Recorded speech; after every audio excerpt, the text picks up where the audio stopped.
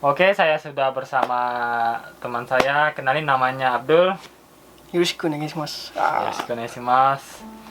Saya akan sedikit mencoba bertanya kepada beliau, Abdul. Bagaimana selama dia di Jepang, mungkin tentang kerja atau apapun yang berhubungan selama dia berada di Jepang. Pertama mungkin saya tanya, kapan datang di Jepang?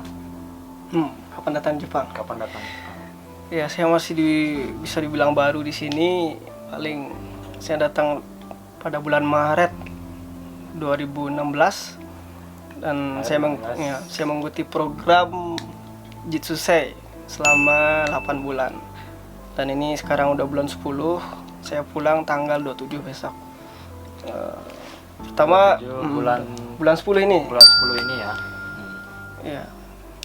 Tak selamanya kerja di Jepang itu senang atau gimana kan.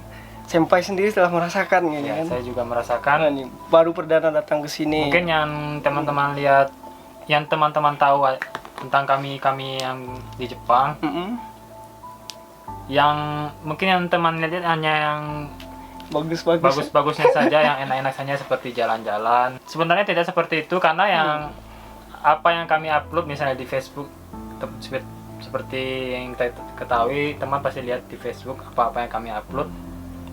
Mungkin kalau kami upload juga video atau foto-foto yang ada di tempat kerja, teman-teman juga mungkin akan berat bekerja di sini. Dan bagaimana dengan saudara Abdul sendiri? Beda ya kami ya. Bekerja selama di Jepang Ini di pabrik. saya bekerja di pabrik. Saya bekerja di pertanian. Pertanian itu lapangan. Jadi ya, pertama dari segi cuaca gitu kan. Gimana Senpai cuacanya? Senpai udah berapa tahun di sini? Saya sudah jalan 2 tahun. Kalau saya sendiri di perusahaan saya sendiri kerja di pabrik dalam ruangan. Walaupun musim dingin, musim panas, saya tetap dalam ruangan. Jadi tidak terlalu ekstrim cuaca yang saya dapati. Beda dengan Abdul sendiri. Gila. Jadi emang dingin ya. Ini kan belum musim dingin gitu. Tapi udah terasa dingin. Coba ceritakan tentang pekerjaan di musim pertanian. Pertanian kita tahu kan. Kita itu kerja mulai dari, biasanya kalau musim panen kerja mulai dari jam 2. Jam 2 pagi dengan cuaca dengan dingin sedingin. Iya, dingin sedingin, nggak bisa dibilang kata-katanya.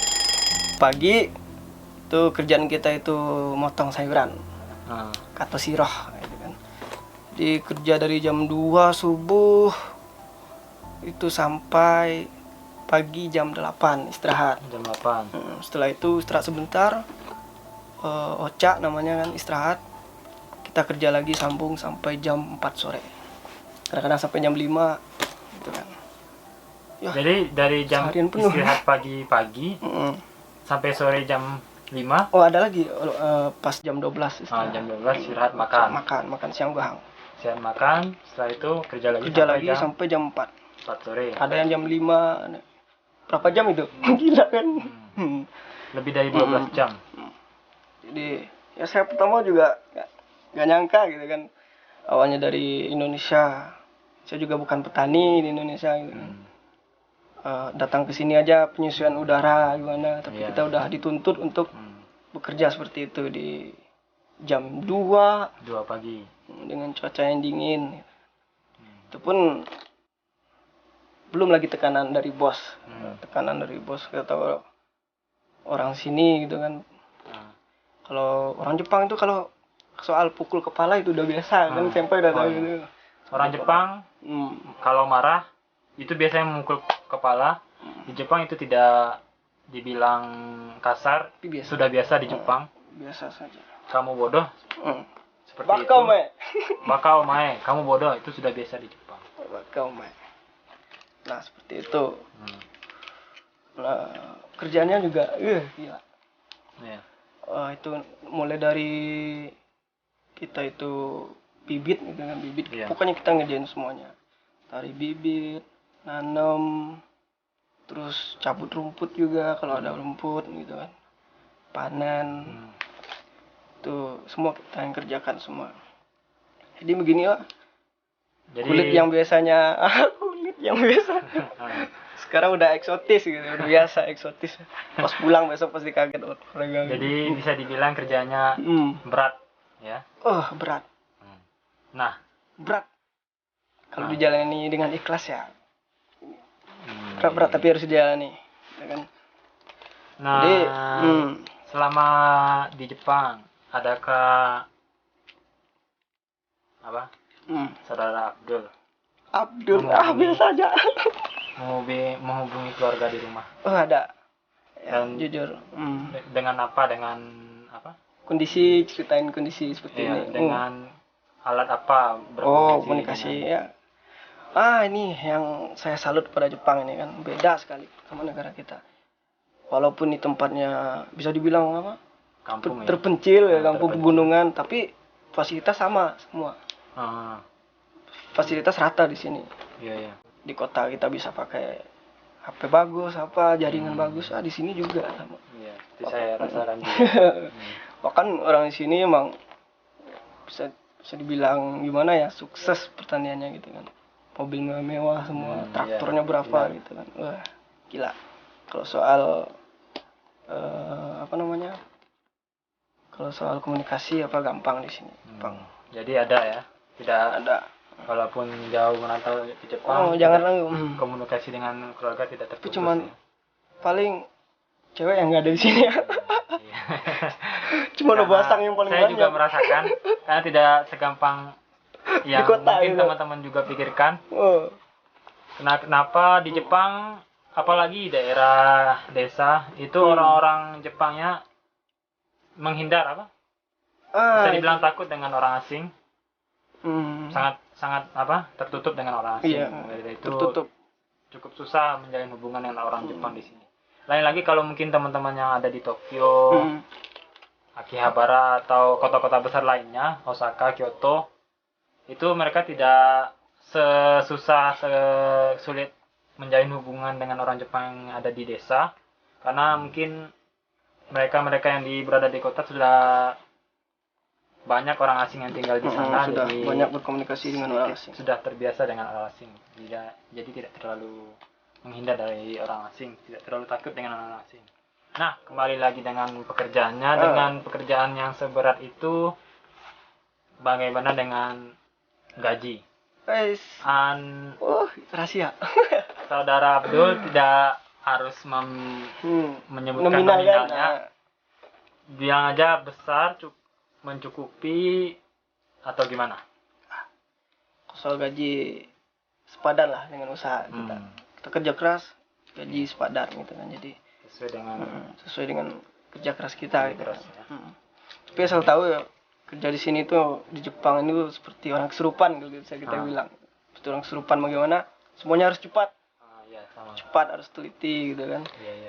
Kalau saya di pertanian sih, pengalaman saya dulu itu kita harus pertanian juga ngepak sayur gitu kan. Ngangkat kardus gitu kan, jadi harus cepat semuanya. Walaupun sakit, pinggang sakit gimana, itu bos atau saco itu gak menerima alasan. Penting kita kerja dari jam segini kita harus kerja benar gitu. Makanya harus sedia itu kan. Kalau sakit pinggang gitu, harus ada persiapan. Nah, setelah lebih kurang 10 bulan ya? 8 bulan. 8 bulanan berada di Jepang, mungkin pengalaman apa yang bisa diambil dari Anda bekerja di Jepang? Banyak apa saja yang bisa Abdul sendiri ambil pelajaran dari Jepang? Ya, yang jelas pertama tuh soal kibishi, kedisiplinan memang. Kalau kita mau belajar disiplin, memang di sinilah tempatnya, di negara sini. Negara sini kita tahu kan orangnya disiplin, tepat waktu. Terus soal kebersihan juga. Tadi udah syuting kebersihan juga ya? Iya. Ya, itu juga. Tadi saya sudah sedikit berkeliling lihat-lihat sekitar rumah. Saya lihat jujur agak sedikit berantakan. Saya ingin tahu kenapa, apakah Abdul dan teman-teman yang tinggal di sini tidak membersihkan, jarang membersihkan, kenapa? Iya. Emang salah satunya emang gitu juga sih. Memang kami pertama kali kesini diberi apato seperti ini gitu kan. Jadi pas awal datang ke sini kita kaget juga. Oh ya, bagi teman yang tidak tahu, apato itu apato bukan apartemen, tapi bisa dibilang kontrakan. Sama dengan kontrakan. Iya. Kaget juga gitu kan pas beli seperti ini. Tapi ya gimana lagi, kita harus terima gitu. Oh jadi Abdul dan teman-teman pertama kali datang ke sini keadaannya sudah emang berantakan. Oh, lebih jauh, berantakan jauh. dari Ya, tadi lebih. yang saya Lebih lihat. lah, lebih berantakan. Lalu? Nah, tapi ya gimana lagi gitu kan. Terus di sini pun juga bisa dibilang lebih murah dari kota ya. Iya. Kontrakannya. Ya kita wajar aja kalau fasilitasnya kayak seperti ini. Dan salah satunya juga kita mau pulang ini malas juga, bersih-bersih, terus jam kerja juga padat gitu kan. Kan udah sebelumnya saya ceritakan tadi kan dari jam 2 sampai jam 5. Jadi waktu buat itu sedikit gimana gitu kan. Belum lagi rasa capek setelah kerja. Masak sendiri, nyuci sendiri, semua sendiri. Jadi ya kita sebagai gimana lah, seperti ini. Sugoi. Luar biasa. Yang biasanya tidak pernah cuci sendiri, mungkin cuci sendiri pernah. Masak tapi sendiri, sendiri, nyuci sendiri, semuanya dilakukan sendiri itu bisa dibilang untuk umuran kita segini cukup anak muda ya. Hal yang luar biasa. Luar biasa lah. Dilakukan semua dengan sendiri. Nah, selama kurang lebih 7 sampai 8 bulan kerja di sini, senang tidak bekerja di sini? Apakah nanti setelah pulang ke Indonesia ada keinginan lagi bekerja kembali di Jepang? Bagaimana? Oke. Jujur ya berat sih, berat kerja di sini. Jadi kalau dalam hati nih kan semakin pokoknya pengen cepat pulang aja gitu di sini kan. Banyak yang kabur juga gitu kan. Kalau ada yang kabur, kata senpai sendiri wajar ya kalau ada yang kabur. Karena apa, sistem pekerjaannya tadi gitu kan. Jujur saya nggak betah, tapi pelajaran yang positif hanya kita ambil di sini. Banyak yang bisa diambil. Nggak betah lagi. Ampun. Oh, sama juga seperti saya. Curhat. Apa? Mungkin kelihatannya aja ya senang, enak di Jepang, tapi pekerjaannya memang sangat susah, berat. Apalagi di musim-musim yang kita semua pasti tidak suka, yaitu musim panas. Bekerja panas, sangat panas sekali, juga musim dingin. Kerja dingin sekali. Apalagi untuk mereka teman-teman yang kerja di luar, di lapangan, seperti Abdul ini kerja di perkebunan, pertanian. Di cuaca dingin sekali, di cuaca panas sekali. Jadi memang berat. Tapi gimana? Pengen balik lagi ke Jepang atau gimana? Kalau ditanya pengen balik ya pengen sih, tapi ngerasain tempat lain. Tapi kalau tempat ini lagi, kerjanya lain ya. Ya, kalau tempat ini lagi ya udahlah sekali ini pelajaran. Untuk di sini udah pengalaman udah. Oke. Ampun. Saya mengerti. Nah, jadi menurut udah bincang-bincang kita tadi senpai. Menurut pendapat senpai nih gimana nih perbandingan antara kerja kita ini yang di lapangan atau bisa disebut gemba juga ya? Iya. Sama kerja di pabrik itu gimana gambarannya? Kalau pendapat saya belum langsung melihat pekerjaan Abdul sendiri, tapi belum melihat pekerjaan Abdul langsung dengan langsung Lihat di langsung. lapangannya, lihat langsung. Cuma cerita doang. Tapi saya bisa membayangkan bagaimana beratnya pekerjaan yang dilakukan oleh Abdul dengan teman-teman yang lain. Nah, kenapa di Jepang itu tidak cuacanya selamanya tidak selalu sama? Di musim dingin sangat dingin sekali, dan di musim panas sangat panas sekali. Saya bisa bayangkan betapa beratnya kerja di lapangan. Ya mungkin kalau saya sendiri, saya tidak tahu pastinya. Mungkin dulunya kalau takdirnya saya bekerja di sini, saya 3 tahun sanggup? untuk 3 tahun, mungkin dalam 1 tahun saja saya tidak akan sanggup mungkin. Tapi yang takdir kita tidak bisa mengatur, tidak bisa mengiranya. Abdul dan teman-temannya dapat bekerja di sini, mau tidak mau harus mengerjakan apa yang sudah menjadi takdirnya, atau sudah menjadi takdirnya untuk kerja di sini dengan keadaan yang digambarkan dia tadi, yang dibilang dia tadi. Ya, dan satu lagi, kita orang Indonesia gitu kan. Indonesia itu memang kuat-kuat, terkenal dengan kuat-kuatnya, bisa menyesuaikan diri, ya kan. Walaupun kita belum pernah mencoba, di Indonesia belum ada suhu atau seperti ini, tapi kita bisa menyesuaikan diri cepat lagi. Orang-orang Jepang juga mengakui gitu kan, orang-orang Indonesia itu cepat menyesuaikan diri dalam pekerjaan. Tadi saya juga sempat berbincang dengan Abdul sendiri. Pernah juga ada tidak orang Jepang yang juga bekerja di sini yang Abdul kerjakan? Oh iya, oke.